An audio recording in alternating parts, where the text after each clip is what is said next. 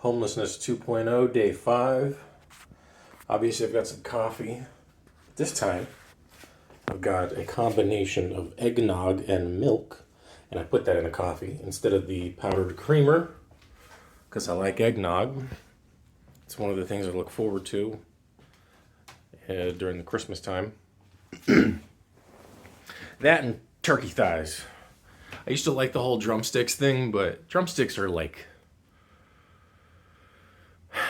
they're just annoying. They have all the extra bones and stuff in them, and you don't really get as much meat for what you could get, whereas turkey thighs. And I feel like I'm giving away a secret I shouldn't, but whatever. Turkey thighs are where it's at. If you like dark meat, of course. If you like white meat, that's different. Of course, go for turkey breast. You can have yourself, 15 pounds of that. It's super easy to get that. Yourself like a half or whatever. Anyway, still not exactly sure what I'm going to do today. I definitely need to clean up a bit. I made a salad yesterday, and I never really cleaned up after the fact. Still got a bit of a mess in the sink. One of the things I was thinking about after all that was like, man, if I end up living with other people, I'm gonna be a hard. It's gonna be hard. I mean, again, dealing with old habits. Old habits die hard. I haven't even really been looking. I've been looking a little bit here and there, but it's not been something that I've been putting a lot of effort into. I mean, hell, to kind of give you an idea of the things that I've had to deal with just yesterday, it was like, okay, so around noon, or at least I told them around noon that be a good time for them to come in here and do whatever they got to do, drop wires, etc. But I ended up leaving around 11 because I was pretty much done with everything I needed to do. I had done my dishes and stuff. And I was like, well, I might as well just go take care of some stuff. I had to go pick up a package at the mailbox because a book that I pre-ordered a couple months ago from Kurzgesagt on YouTube. Great channel, by the way. Their immune book finally shipped out. But it was shipping to the wrong address. It was shipping to the old address, and so I had to have that rerouted. And so I went and picked that up. Oh yeah, I also need to check on one thing. I thought that the keys that I got from the UPS store, I thought both of them were the same exact key, but I was wrong. One is the door key to the actual facility, and then one is to the actual mailbox, because they have 24-hour access, which I was surprised to find out. So that's cool. So I've got it's probably in my other bag, my messenger bag. Then I had to go to storage, grab a couple things out of there, and in the process, I accidentally left my mask in the storage unit, or at least I hope that's where I left it, that it didn't just like fall somewhere. It's like a $12 mask. I mean, these are nice Adams masks. They fit really well because I had been looking for different masks throughout the pandemic for a while, because all the masks that I had worn, other than the little disposable surgical masks, the rest of them just kind of sucked. And I wanted something rewashable because I didn't want to have to just keep buying new masks over and over again. And, granted, who knows how much money I actually spent on masks with that in mind, so who knows. So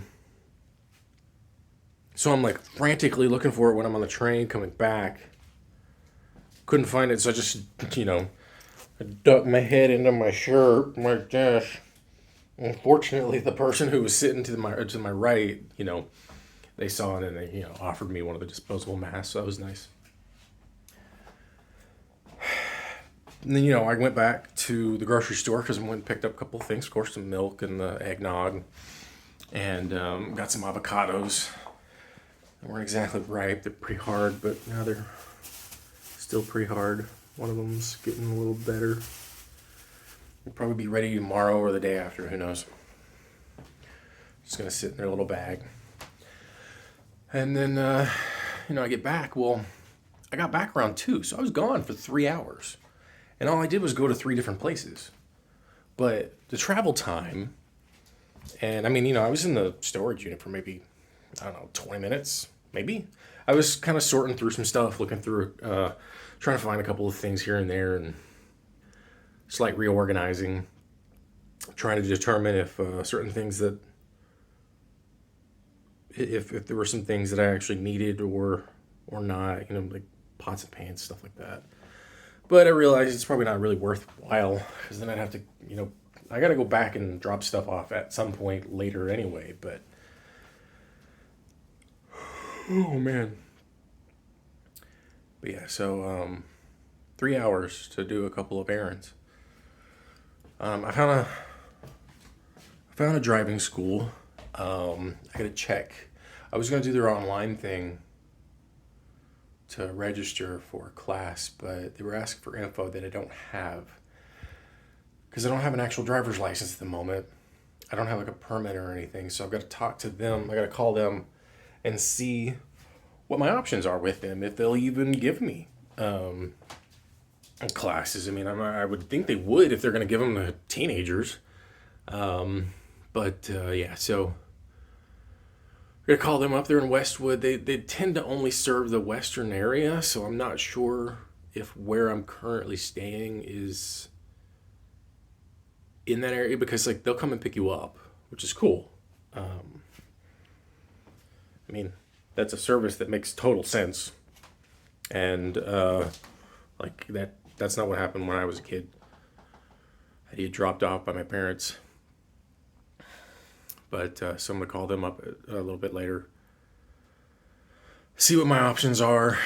And then, maybe I'll get the driving stuff done and maybe get the test done. Because they also have an option where they'll pick you up and take you to your driver's test so that you can use the car that you trained in, which is also really smart. Granting you, a higher chance of passing. I think it's like $40 or $60 for that option, which sounds kind of pricey, but at the same time, it's like that's kind of cheaper than an Uber in a lot of ways. So it's like, all right, let's do that. So I'm gonna contact them, see what's up. I gotta do, like I said, I gotta clean up in the kitchen a bit, and then my chicken is getting to the point where it either needs to be frozen or eaten up, so I got to deal with that soon too. Just all sorts of stuff that's on my mind. One thing that was on my mind earlier, today, with regards to music, I was listening to, I can't remember which song it was. It's one by Michelle Branch. And, the chorus, if it was just that was the only thing you heard from that song, you could relate it to so many things. It's dealing with a loss of a relationship of some kind. And, when you look at the actual verses, it's more like, it seems kind of like, just boyfriend, girlfriend or something like that. But that's the interesting thing about music, kind of going back into what I was talking about yesterday, where music can relate to us in so many ways, and often the reason why is because of relationships. And the relationships that we have aren't just two lovers or, husband, wife type thing. It's often, those are probably like the things that we think of like the most frequently. It's like an emotional relationship with another human. Then there's, siblings, then there's other family members, whether it's with a parent or a grandparent or an aunt or uncle, something along those lines. And then you have relationships that go beyond those types of, it's relationship with a a device, whether it's your phone or a computer, or if it's your refrigerator. Sometimes you can have a relationship with an inanimate object. You can have a favorite stuffed toy that you've had since you were a child, or a quilt, or even a chef's knife. You know, and then I was thinking, a relationship with a city. I'm in a relationship right now where I am trying to determine if I want to continue this, and I'm having a hard time saying yes. I really am. And I think that's the interesting thing about music, is that it speaks to us kind of like a horoscope. It's non-specific enough to where it can match whatever. And I think that that's, while while I'm not one to praise horoscopes, it's entertainment more than anything else. And I spent a good solid 2 years in my 20s, like, hardcore studying astrology. I was trying to find every answer I possibly could. It was a religion to me. It is not anymore. I do not have one. But I see the value in music because, like many other forms of art, and maybe you could say the same about horoscopes. I'm not here to shit on anybody who finds value in them. But to me, when an artist writes a song that speaks to you, that speaks to me, that speaks to so many others, I feel that there's more of a personal connection. There is more of a relatability to that person, to other people. It feels like a stronger connection than, say, a horoscope. And, maybe that's just my bias. I don't know. But I feel that that's what makes music so fascinating and what makes it so valuable to so many. Yeah, I don't know, I lost my train of thought at that point and run out of steam. So, I guess what I'm going to do here is I'm going to end, upload, and then start working on some stuff. It's like every other day. Probably have to do laundry here in the next day or so.